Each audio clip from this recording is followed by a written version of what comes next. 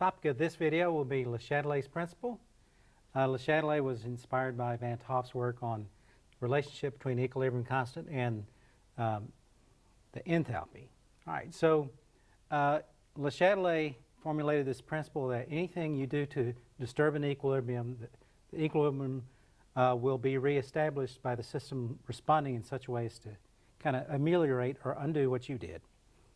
So the example we're going to use is a very simple reaction.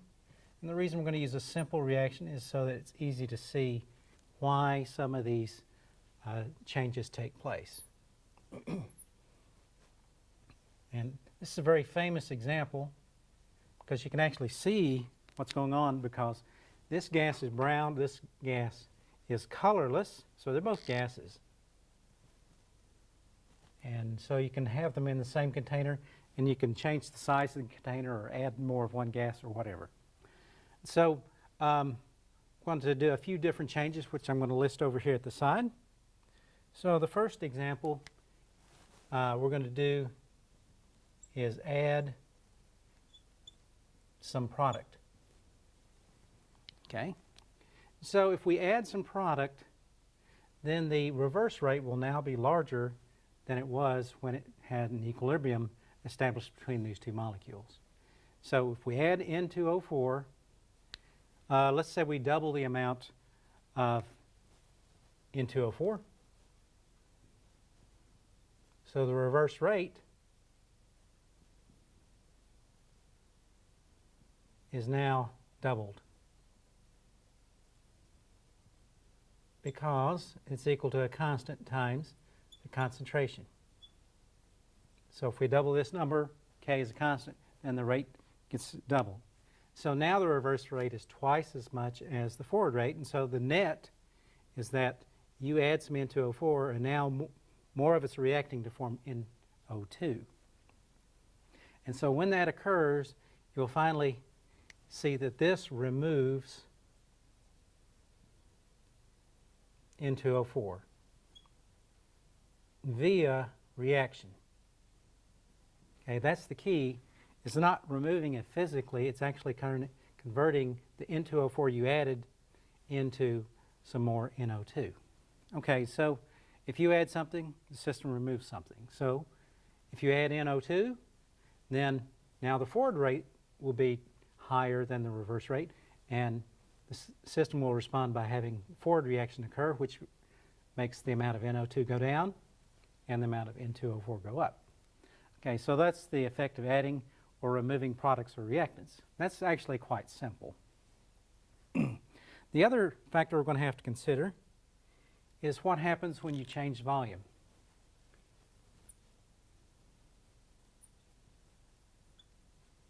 And when you change volume, you're going to change the volume for all gases, because all the gases are in the same container. They all have the same volume. So let's decrease by 2.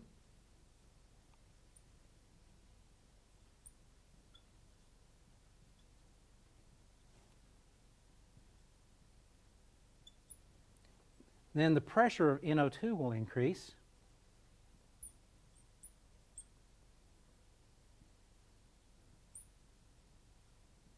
And if we're doing this in molarity, that doubles.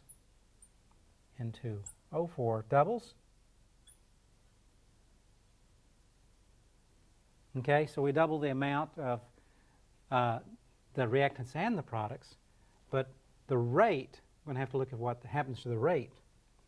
The rate forward is equal to constant to now something squared. Okay, NO2 squared.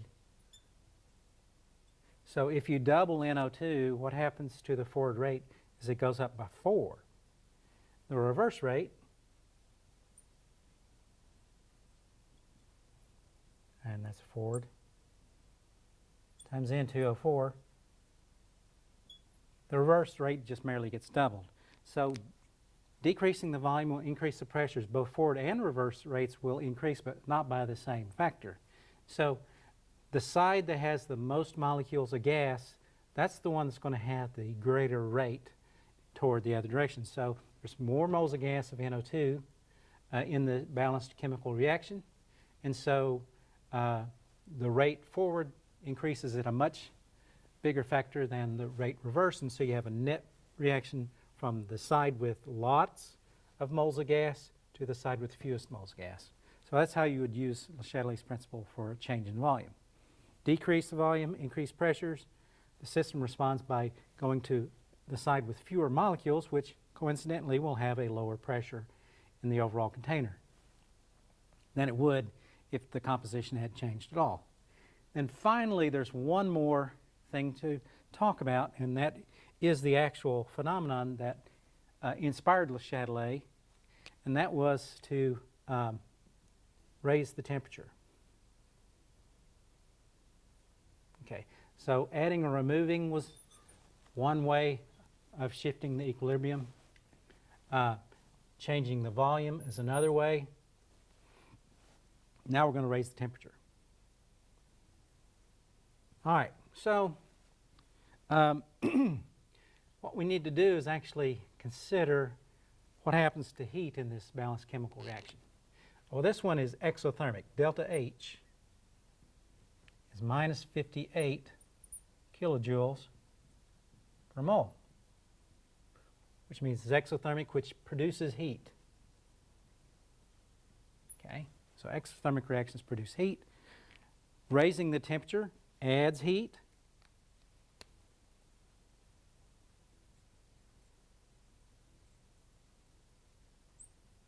System responds by shifting to the left.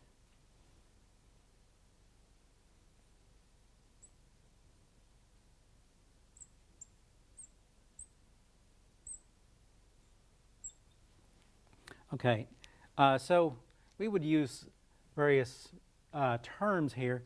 Since this example went from N2O4 to more NO2, we'd say shift left. This one, the forward rate got to be larger than the reverse rate, and so the reaction shifts to the right. And in this example, the system is also going to respond by shifting left.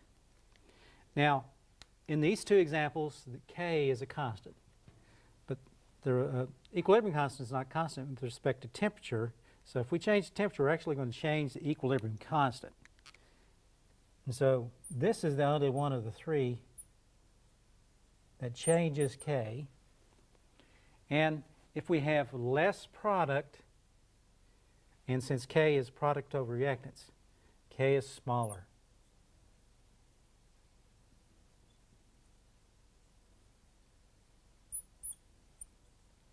Okay, so this presents a conundrum because many chemical reactions which are more likely to run actually produce heat. But if you try to raise the temperature to speed them up, you're actually making the amount of product relative to the amount of reactants smaller. And so you have to strike a balance sometimes between how fast the reaction goes and how much percent product that you can possibly try to get out of this. Of course, there's all sorts of tricks you can play. One is, if you're making a product, remove it, and by LeChatelier's principle, removing some product will now allow the forward reaction to go and try to replace the stuff you removed. All right, well, that's it for LeChatelier's principle. The next